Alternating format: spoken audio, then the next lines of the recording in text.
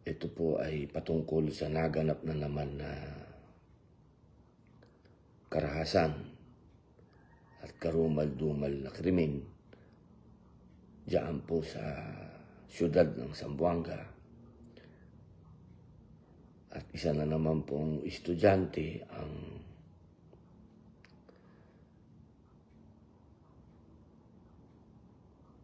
nakagawa ng isang bagay na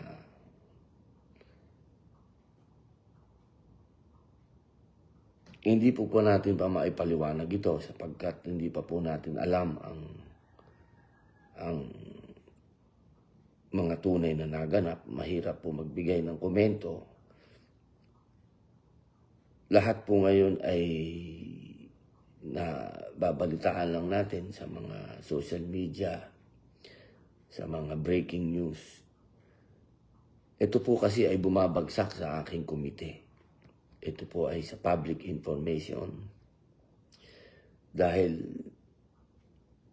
ito po ay impluwensya ng social media sa ating mga kabataan dahil palagian po sila na gumagamit ng kanilang account.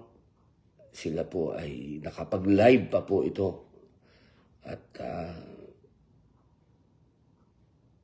napakalaki po ng epekto talaga sa mga bata ng social media. Alam ko pong maraming nagagalit sa akin dyan.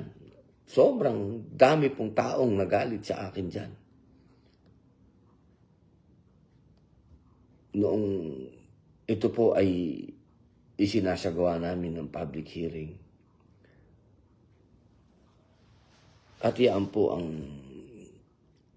isang bagay sana na ilalapit ko po sa inyo na sana po yung maintindihan po ninyo kung ano yung pinupunto ko. Napakadami pong nagalit sa akin, binas ako patungkol dito. Alam nyo mga kababayan, sana po yung namnam ninyo ang gusto kong sabihin na hindi na po talaga maganda itong nangyayari. Napakapangit na po nitong nangyayari na ito. Sana po kung ako po ay nagkakaroon ng mga maling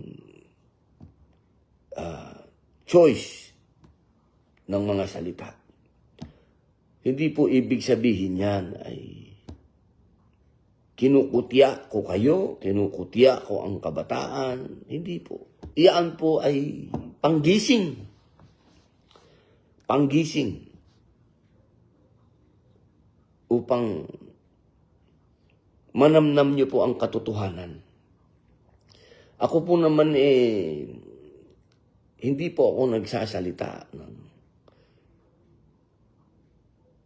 hindi ko po na iintindihan ang bagay na ito. Ito pong mga nangyayaring karumal-dumal na krimen na ito. Nakita ko na po ito Ito pong mga nakikita nyo ngayon, nakita ko na po ito nung araw pa sa Bilibid. Kaya, yun lang po ang inihingi ko sa inyo. Intindihin nyo po ako na kailangan po natin maisulong ang batas na kung ano po yung ginagawa doon sa ibang bansa, na mga progresibong bansa na kanila na pong pinagbabawalan ng kabataan na gumamit ng social media. Sapagkat ito po'y hindi na nakapagbibigay ng tamang pag-iisip, hindi na nakakapagbigay ng tamang halimbawa, at nagagamit pa po para maging daan upang yung kanilang mga iniisip na karahasan sa kanilang mga nais nilang gawin, ay nagagawa nila. Sapagkat nagkakaroon po sila ng tinatawag na platform. At iyan po ang social media. Kaya mga mahal kong kababayan, sana po ay tulungan niyo po ako. Hindi po ito magiging parang isang bagay na pipikit na lang yung mata natin at hahayaan na lang po natin na nangyayari lahat ito at puro bashing na lang ang gagawin natin, puro politika na lang ang gagawin natin.